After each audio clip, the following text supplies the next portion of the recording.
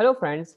अभी तक हमने सीख लिया कि हम जर्नल एंट्री कैसे करते हैं, उसके बाद लेजर अकाउंट कैसे बनाते हैं और ट्रायल बैलेंस कैसे बनाते हैं। तो अगर देखा जाए तो मोटी मोटी जो बेसिक अकाउंटिंग होती है वो आपने सीख ली। बट एक चीज यहाँ पर है जो अभी तक हमने जिस पे प्रैक्टिकल क्वेश्चंस नहीं किए, वो ये चीज था कि हमने ये चीज सीखा था जब हमने सब्सिडरी बुक्स वाला लेक्चर पढ़ा था। तो हमने बोला था कि हम हर ट्रांजेक्शन की जर्नल एंट्री डायरेक्टली नहीं करते हैं, बल्कि हम क्या करते हैं, स्पेशली उन ट्रांजेक्शन जो कैश में होती है हम डायरेक्टली एक कैश बुक बनाते हैं। और कैश बुक बेसिकली क्या है?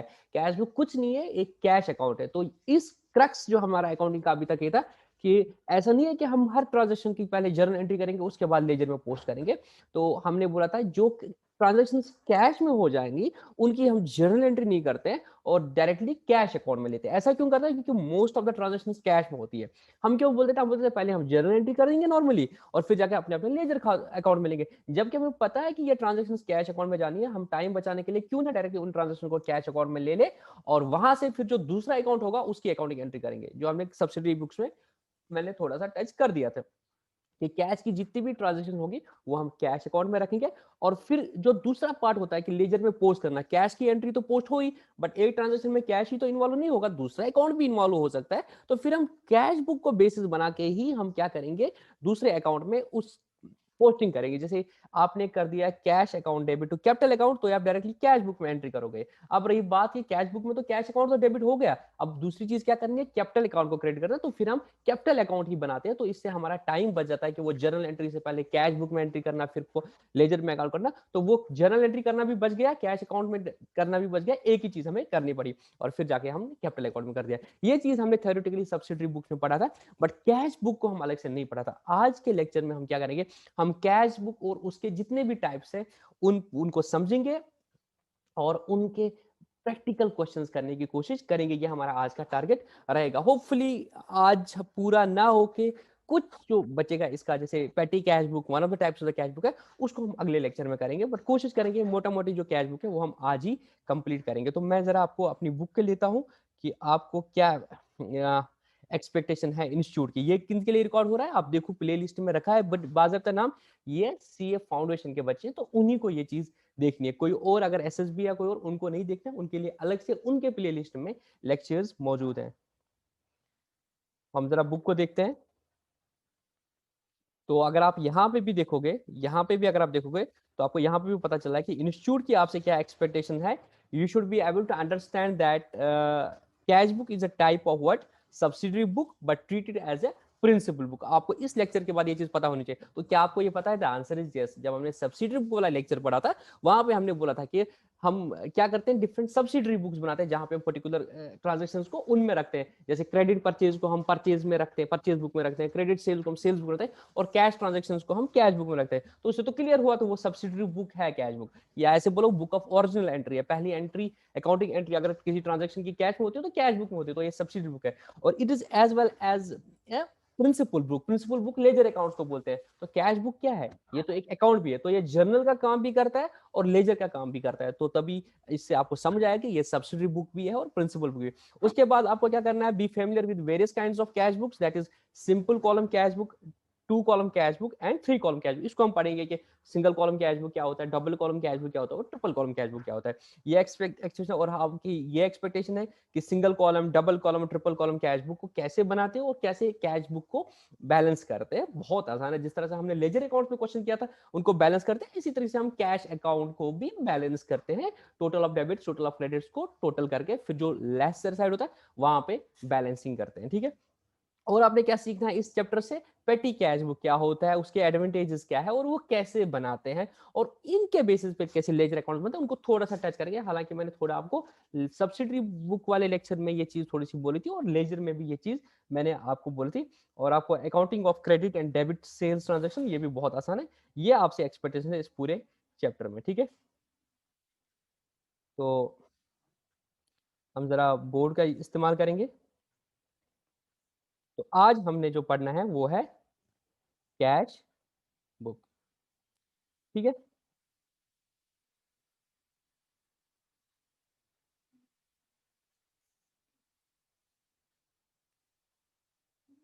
तो हमने पढ़ा कैश बुक के जो टाइप्स हैं कैश बुक कुछ नहीं है, क्या है? कैश बुक एक कैश अकाउंट है। जैसे लेजर में होता है capital account, purchase account, sales account, इसी तरह से कैश अकाउंट है, जिसमें आप क्या करोगे? कैश का हिसाब रखोगे। कैश कहां से आया, कैश कहां से गया। कोई जर्नल एंट्री नहीं होगी, डायरेक्टली पोस्टिंग हो जाएगी कैश अकाउंट में। तो ये होता है, एक टाइप होता है जिसको बोलते हैं सिंगल कॉलम। मतलब कैश अकाउंट है, उसमें एक ही कॉलम है। क्या एक ही कॉलम है वो भी मैं बताऊंगा। और एक होता है डबल कॉलम कैश बुक, और तीसरा होता है, आपको खुद ही फील आ रहा है कि सर तीसरा होगा ट्रिपल कॉलम कैश बुक, और चौथा होता है पेटी कैश बुक। ठीक है, ये चार टाइप्स ऑफ कैश बुक है। तो इसमें हम सबसे पहले कौन सा लेंगे? सिंगल कॉलम कैश बुक को लेते हैं। तो मैं यहाँ पे कैश बुक का फॉर्मेट बनाता हूँ। तो इसमें आपको याद रखना है कि ये एक कैश अकाउंट है जिसमें सिर्फ कैश की ही ट्रांजेक्शन रहती है। इसको बोलते हैं सिंगल कॉलम कैश बुक। तो मैं आपको दिखाता हूँ कैसा होता है। ये कैश बुक का फॉर्मेट होता है, किसी भी अकाउंट का फॉर्मेट इस तरह से होता है। तो ये डेबिट साइड है, और ये इसका क्रेडिट साइड है। बहुत आसान है। तो मैं लिखूंगा यहाँ पे कैश बुक, यहाँ पे पर्टिकुलर्स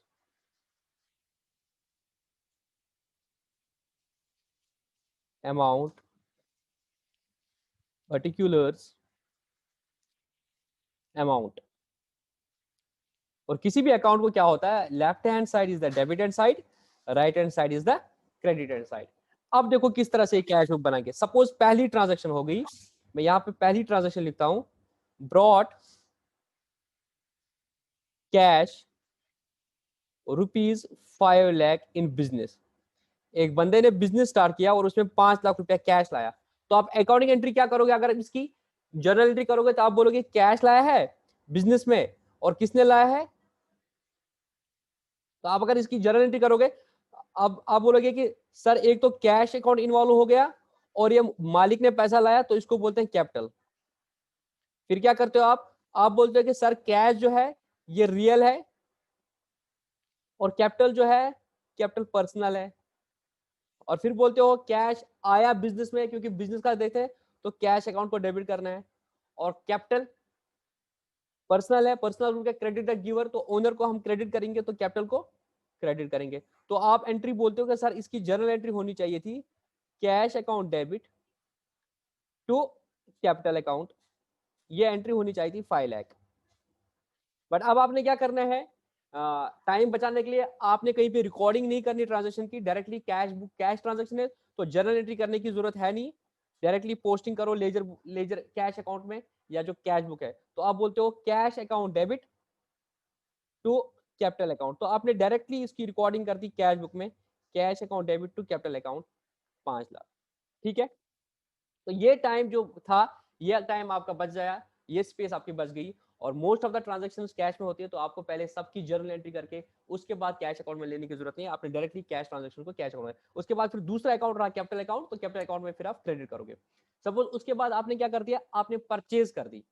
आपने क्या कर दिया, 2 लाख का माल लिया, तो आप क्या एंट्री करोगे, दिमाग में एंट्री करो। अब आपने 2 लाख का माल किया, तो एक अकाउंट इन्वॉल्व हो गया परचेज, दूसरा अकाउंट आपका इन्वॉल्व हो गया कैश। तो आप क्या बोलोगे, purchase account debit to cash account. ये जर्नल एंट्री होती है आपके दिमाग में। बट आपको डायरेक्टली अब कैश बुक में डालना है, तो आप क्या करोगे, कैश बुक क्या हो रहा है, क्रेडिट हो रहा है, कैश क्रेडिट हो रहा है, तो कैश जा रहा है आपके बिजनेस से, तो आप कैश को करोगे क्रेडिट, और डेबिट को करोगे परचेज को। तो आप एंट्री क्या करोगे, purchase account debit to cash. तो कैश बुक क्या हो रहा है, सर कैश बुक तो जा रहा है ना, तो कैश बुक क्रेडिट हो रहा है, कैश जा रहा है, कैश क्रेडिट हो रहा है, किस वजह से क्रेडिट हो रहा है, बाई परचेज अकाउंट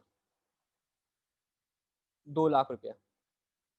उसके बाद सपोज आपने फर्नीचर परचेज कर दिया 1 लाख का, तो एंट्री क्या हो जाएगी, फर्नीचर आपका एसेट आएगा, डेबिट वर्ड कम्स इन, और आपका कैश जाएगा, credit word goes out, cash चला जाएगा। तो एंट्री हो जाएगी furniture account debit to cash account. तो यहाँ पे आएगा बाय फर्नीचर 1 लाख।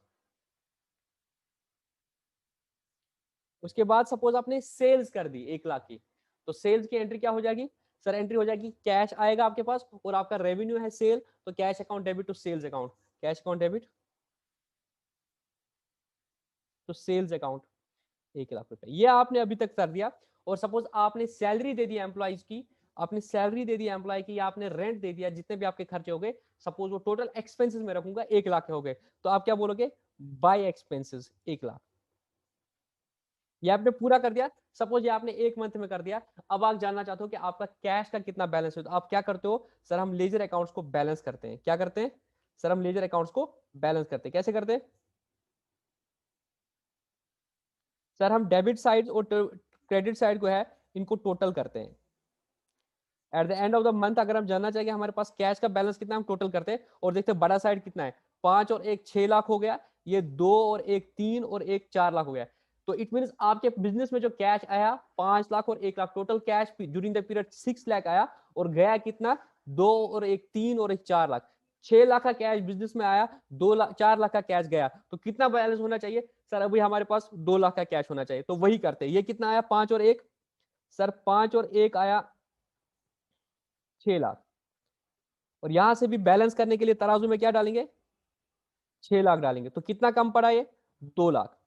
इसको बोलते हैं हम by balance carried down, by balance carry down. ये मैंने ऑलरेडी समझा दिया, कैरी डाउन का मतलब क्या है, वो बैलेंस जो अब नेक्स्ट मंथ में कैरी फॉरवर्ड हो जाएगा, या कैरी डाउन भी कैरी फॉरवर्ड। तो ये क्या निकला, डिफरेंस निकला, डेबिट साइड ज्यादा है, कितना से, क्रेडिट साइड से 2 लाख ज्यादा है, तो मीनस कैश में अभी 2 लाख पड़ा है। इस तरीके से आपको समझ आता है कि एक अकाउंट में कितना पैसा बचा हुआ है। 6 लाख आया था, 4 लाख गया था, अगर आप मोटा मोटी हिसाब देखो तो कितना बचा होना चाहिए सर, 2 लाख बचा होना चाहिए। वही देखो 6 - 4 = 2, वो यहाँ पे बैलेंस करने के लिए लिखते हैं कि हाँ 2 लाख बचा हुआ। तराजू में, तराजू को याद रखो, तो कैसे करते हैं तराजू में सर, बैलेंस करने की तरफ वहां से वजन डालते हो, जितना वहां पे वजन आया इट मीन जो इस तरफ वाला वजन है वो इतना ज्यादा है।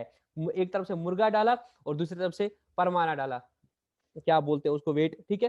तो अगर वो निकला कितना, 1.5 किलो, तो हम बोलते हैं चिकन 1.5 किलो है, मतलब जो इस तरह की चीज है वो 1.5 किलो, जितना आपने यहाँ से वजन डाला उतना हम बोलते हैं कि इस तरह का चीज बारी है। तो यहाँ पे कितना, यहाँ पे डालना पड़ा, और 2 लाख, इट मीन यहाँ का चीज कितना बारी है, कितना ज्यादा है, इस तरफ 2 लाख, तो इसका कितना बैलेंस है, 2 लाख। ये बैलेंस फिर जाके क्या होता है, नेक्स्ट मंथ में या नेक्स्ट पीरियड में नीचे आता है, तो हम बोलते हैं टू बैलेंस ब्रॉड डाउन, कि ये डेबिट बैलेंस है, इस एसेट का, कैश एसेट का डेबिट बैलेंस है, क्योंकि एसेट है तो इसका डेबिट बैलेंस होगा। मतलब टू बैलेंस ब्रॉट डाउन का मतलब क्या है, इसका बैलेंस 2 लाख रुपया है, मतलब आपका ओपनिंग कैश नेक्स्ट पीरियड के लिए 2 लाख था, फिर आप इस पीरियड में देखो कितना कैश आया और कितना कैश गया, और फिर आपको दूसरे पीरियड का बैलेंस निकलेगा।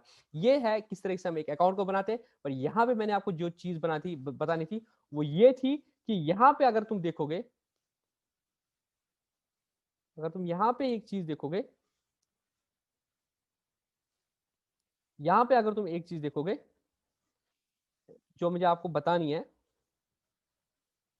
वो ये है कि इधर अगर तुम देखोगे, ये कैश बुक में जो था एक ही कॉलम था, कॉलम मतलब अमाउंट के कंटेक्स्ट में अगर देखोगे एक ही कॉलम था।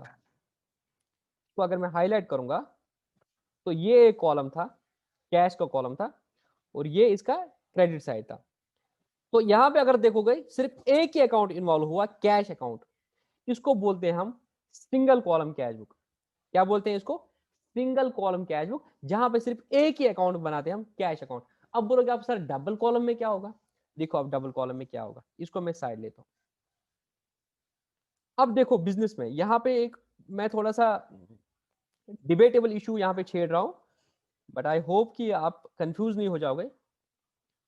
यहां पे मैंने सिर्फ कैश की ट्रांजेक्शन रखी, क्या बिजनेस में सिर्फ कैश में ही ट्रांजेक्शन होती है as far as the cash is considered, नहीं सर, बैंक अकाउंट ट्रांजेक्शन भी होती है, बिजनेस का एक बैंक अकाउंट भी खुल सकता है। तो अगर आपने कैश की जो ट्रांजेक्शन थी, कैश में जो ट्रांजेक्शन थी, आप उसके लिए तो कैश बुक बनाओगे, ठीक है, कैश बुक बनाओगे तो कैश अकाउंट बनाओगे। तो जो डिजिटल पेमेंट्स होती है आपके अकाउंट में, अगर कोई पैसा ट्रांसफर, अभी आजकल पेटीएम का जमाना है, आप आजकल पेटीएम का जमाना, तो हर बंदा क्या करता है,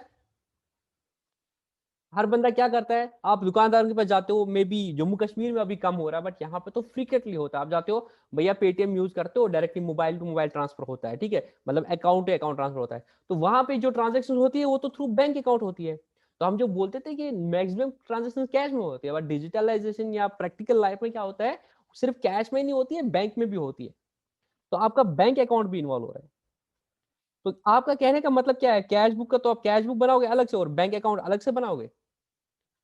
हाँ, नादी से बना सकते, जिस तरह से मैंने एक कैश बुक बनाया, यहाँ पे कैश ट्रांजेक्शन रही और यहाँ पे फिर बैंक अकाउंट बनाऊंगा, तो बेसिकली मेरे पास दो लेजर अकाउंट्स खुले रहेंगे विद अकाउंटेंट। कैश में ट्रांजेक्शन हो जाए तो कैश बुक में डालेगा, बैंक में अकाउंट ट्रांजेक्शन हो जाए तो बैंक में हो जाएगा, बैंक में डालेगा।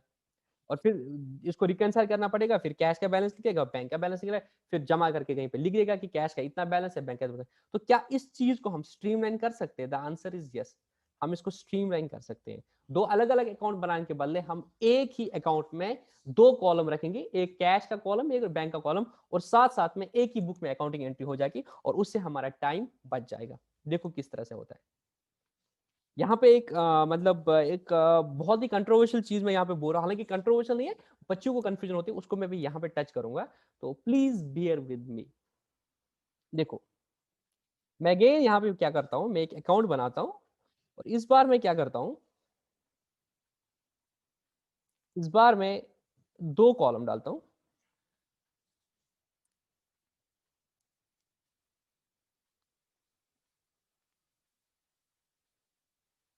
देखना मैं क्या करता हूँ,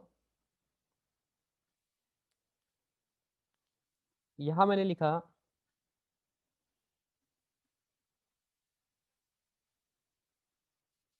पर्टिकुलर्स, यहाँ पे भी लिखता हूँ पर्टिकुलर्स, यहाँ पे लिखता हूँ मैं कैश, और यहाँ पे लिखता हूँ बैंक, यहाँ पे लिखता हूँ कैश, और यहाँ पे लिखता हूँ बैंक। अब इसको रीड करो,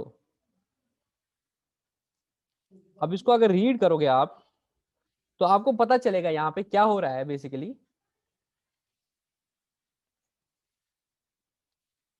कैश बुक भी मैंने रखा, एक कैश अकाउंट मैंने बनाया, इसका डेबिट साइड है और एक क्रेडिट साइड है। तो मैंने क्या किया, cash account, bank account, cash account का डेबिट साइड, बैंक अकाउंट का डेबिट साइड, कैश अकाउंट का डेबिट साइड, बैंक अकाउंट का डेबिट साइड, तो मैंने दोनों अकाउंट एक ही बुक में बना दिए। तो this is cash book double column. तो जहां पे एक कॉलम जो है वो रिप्रेजेंट करता है कैश को और दूसरा कॉलम रिप्रेजेंट करता है बैंक को। वो तीसरी जो दिमाग में आपके जा रहा है कि डिस्काउंट वाला भी तो हो सकता है, कैश और डिस्काउंट, वो मैं आगे बताता हूँ, पहले इस चीज को समझो जो मेजरली होता है, कैश और बैंक। तो this is double column cash book. अब वही चीज मैं बोलता हूँ आपको कि जैसे अब क्या हो गया, कैश लाया इसने बिजनेस में 5 लाख रुपया कैश अगर लाया। अब यहाँ पे भी एक बच्चों को ना वो डाउट होता है कि सर अगर बिजनेस स्टार्ट किया विद 5 लाख, तो ये कैश लाया कि बैंक में पैसा आया, मतलब बिजनेस का आपने बैंक अकाउंट खोला तो उस मालिक ने वो पैसा कैश दिया, कैश काउंटर में आया कि वो 5 लाख तो कैश ला नहीं सकता बिजनेस में, तो उसने बैंक अकाउंट से ट्रांसफर कर दिया बिजनेस के बैंक में। तो वो डाउट भी आता है ना बच्चों को, तो सर कहीं कहीं पे लिखता है bank account debit to capital, कहीं कहीं पे लिखता है कैश अकाउंट, तो कुछ भी हो सकता है, कैश भी हो सकता है अगर कैश में लाया, बैंक भी हो सकता है, तो कैश वाली बैंक। तो अगर उसने कैश लाया 5 लाख तो एंट्री क्या हो जाएगी, sir cash account debit to capital account 5 lakh. और अगर उसने कैश की जगह बैंक में पैसा डाल दिया तो एंट्री हो जाएगी cash account debit to bank account 5 lakh. Suppose उसके बाद उसने क्या किया, अब मैं यहाँ पे कैश ही रखता हूँ, सपोज उसने बिजनेस में कैश लाया, तो cash account debit to capital account 5 lakh, तो ये कैश बुक में एंट्री होगी। अगर रीड करोगे, कैश अकाउंट डेबिट हुआ to capital account, cash account debit to capital account, ये एंट्री होगी। उसके बाद क्या हो गया, वही चीज जो मैंने अभी वाली डाली थी, उसने फिर परचेज कर दी 2 लाख की, तो एंट्री हो गई थी बाय परचेज। अभी आप कैसे परचेज करता है तो एंट्री होती है बाय परचेजेस 2 लाख की। उसके बाद उसने फर्नीचर परचेज कर दिया था तो एंट्री होती है बाय फर्नीचर 1 लाख। उसके बाद इसने क्या किया था, इसने सेल कर दी थी टू सेल्स। सपोज अब इसने जो सेल कर दी वो सेल इसने कैश सेल कर दी 1 लाख की, तो एंट्री क्या हो जाएगी, cash account debit to sale 1 lakh. अब सपोज इसने एक और सेल कर दी एक कस्टमर को, जिसने इसको चेक दे दिया या इसके अकाउंट में पैसे डाल दिए 1 लाख रुपया, तो वो जो 1 लाख रुपया इसने क्या बैंक के थ्रू सेल कर दी, कि उस कस्टमर ने उसको या तो चेक दे दिया, अगर एक कस्टमर चेक देता है आपको, अगर आपको चेक देता है, या तो आपको क्या करेगा, मनी ट्रांसफर करेगा। अगर आपको मनी ट्रांसफर करेगा आपके बैंक में, मतलब बिजनेस के बैंक में, तो एंट्री क्या हो जाएगी, आप बोलोगे बैंक में पैसा आया, बैंक अकाउंट को डेबिट करेंगे, और ये आपकी सेल है, तो सेल्स अकाउंट 1 लाख। या तो दूसरा चीज है, बैंक में डायरेक्टली पैसा नहीं डाला, अभी चेक दे दिया, और अगर चेक दे दिया आपने, चेक को बैंक में डाला, तो अगेन आप क्या बोलोगे, आपका बैंक का बैलेंस बढ़ जाएगा, तो तब भी आप एंट्री क्या करोगे, बैंक अकाउंट डेबिट तो सेल्स अकाउंट 1 लाख रुपया। अब इसको पोस्ट कैसे करोगे, तो ये बैंक अकाउंट है, तो आप एंट्री करोगे bank account debit to sales account 1 lakh रुपया, तो बैंक में एंट्री डालोगे 1 लाख की। उसके बाद सपोज आपने एक क्रेडिटर को, आपने किसी से क्रेडिट में परचेज कर दिया था कभी, और आपने उसको कैश दे दिया 50,000 का, तो एंट्री क्या कर, सॉरी चेक दे दिया 50,000 का, या आपने उसको बैंक से ट्रांसफर कर दिया, चेक दे दिया, तो आप बोलोगे आपका बैंक अकाउंट कम हो जाएगा, क्योंकि अभी हमें बैंक अकाउंट स्टेटमेंट भी पढ़ना है। तो आप क्या बोलोगे कि बैंक, सपोज आपने चेक दे दिया उसको, तो आप क्या बोलोगे, बैंक अकाउंट क्रेडिट हो जाएगा और क्रेडिटर अकाउंट डेबिट हो जाएगा। तो आप क्या बोलोगे, बैंक में से पैसा चला जाएगा, आप यहाँ पे लिखोगे बैंक अकाउंट क्रेडिट हो जाएगा 50,000 और बाय क्रेडिटर, ये आपने एंट्री कर दी। इसके बाद सपोज आपके पास कैश पड़ा हुआ है, और आप बोलते हो कैश को क्यों रखेंगे इधर दुकान के काउंटर में, कैश को जरा बैंक में जमा करते हैं। कैश को बैंक में जमा करते हैं, तो आपने 5 शेयर वालो 3 तज 3, तो आपने क्या किया, आपने अपने अकाउंटेंट को बोला, कैशियर को बोला, ये 2 लाख रुपए ले लो, और इन 2 लाख रुपए को बैंक में जमा करो, क्या करो, बैंक में जमा करो। तो आप इसकी अकाउंट एंट्री बता दो, डिपॉजिटेड, डिपॉजिटेड, सारे सोचो और मुझे बता दो, deposited cash into bank 2 lakh rupees. Sir cash हमारा रियल अकाउंट है, तो कैश तो चला जाएगा, तो सर टू कैश तो हो जाएगा, कैश चला गया बिजनेस से 2 लाख रुपया, और आपका जो बैंक बैलेंस है वो बढ़ गया। चाहे आप बैंक को अकाउंट रियल मान के बोलोगे, बैंक बैलेंस आपका बढ़ गया तो बैंक अकाउंट डेबिट हो गया, या आप बैंक को पर्सनल बोलोगे, डेबिट द रिसीवर, बैंक ने आपके पैसे ले लिए तो बैंक को डेबिट करोगे, तो एंट्री हो जाएगी bank account debit to cash account. अब अगर आप डबल कॉलम कैश बुक बना रहे हो, तो आपने बैंक को डेबिट करना है 2 लाख और कैश को क्रेडिट करना है 2 लाख, तो बैंक को डेबिट करना है, तो ये बैंक है, बैंक को डेबिट करना है, क्योंकि बैंक में आप पैसे आ गए, तो बैंक को डेबिट करोगे 2 लाख से, तो एंट्री करोगे बैंक अकाउंट डेबिट टू क्या चला गया, कैश अकाउंट। दूसरा इंपैक्ट क्या आएगा, कैश अकाउंट को आपको क्रेडिट करना है, बट कैश अकाउंट भी इधर ही बना हुआ है, तो कैश अकाउंट का क्रेडिट साइड ये वाला हिस्सा है, तो कैश अकाउंट को क्रेडिट करना है, कैश चला गया 2 लाख रुपया, किस वजह से, बाय बैंक। तो यहां पे अगर तुम देखोगे मेरे दोस्तों, यहां पे क्या हुआ, बैंक अकाउंट, बैंक अकाउंट क्या हो गया, बैंक अकाउंट क्या हो गया, डेबिट हो गया by two cash account, bank account debit हुआ टू कैश अकाउंट, बैंक में पैसा आया, और इसी ट्रांजेक्शन की वजह से क्या हुआ, कैश अकाउंट क्रेडिट हुआ 2 लाख रुपया बाय बैंक। तो ये एंट्री अगर आप देखोगे, कैश बुक में डेबिट साइड भी आ रही है और क्रेडिट साइड भी आ रही है, मगर जब आप थोड़ा सा आंखें खोल के देखोगे, कैश बुक में डेबिट साइड से ये बैंक कॉलम में आ रही है, कैश बुक में डेबिट साइड से ये बैंक कॉलम में आ रही है, और कैश बुक में क्रेडिट साइड से कैश अकाउंट से आ रही है। क्यों, कैश चला गया और बैंक में पैसा आया, तो बैंक को डेबिट करेंगे, कैश को क्रेडिट करेंगे, हमने भी किया, बट अपेरेंटली दिखता है यहाँ पे एक तरफ से डेबिट हो रहा है, दूसरे अकाउंट से, और ये यहाँ पे ट्रांजेक्शन हो रही है, और इस ट्रांजेक्शन को बोलते हैं कॉन्ट्रा एंट्री।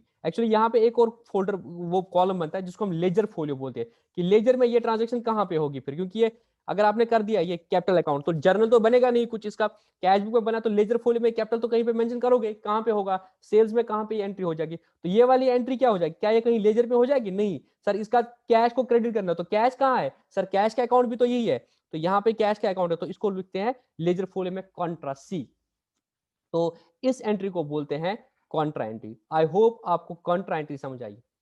ऑफिस का कैश ऑफिस के बिजनेस के बैंक अकाउंट में जमा करना है, या बिजनेस के बैंक अकाउंट से ऑफिस के लिए कैश निकालना, तो इसमें अगर आप डबल कॉलम कैश बुक बना रहे हो तो एक तरफ से अगर कैश आपका जा रहा है, दूसरी तरफ से बैंक आपका बढ़ रहा है, और वो बैंक और कैश का अकाउंट एक ही जगह पर है, तो दोनों तरफ से दिख जाता है, डेबिट साइड से भी दिख जाता है, क्रेडिट साइड से भी दिख जाता है। हालांकि विजुअलाइज करके अगर देखोगे तो debit side of bank account हो रहा है, credit side of cash account हो रहा है, या उल्टा हो जाएगा अगर आप वहां से कैश निकाल रहे हो बैंक से, तो उसको बोलते हैं कॉन्ट्रा एंट्री। और कहां लिखते हैं, लेजर फोलियो में हम सी मेंशन करते हैं, और उसको बोलते हैं Contra entry. The entry which is appearing on the both sides of the double column cash book, उसको बोलते हैं कॉन्ट्रा एंट्री। ठीक है, और कहां पे लिखते हैं, लेजर फोलियो वाले कॉलम में।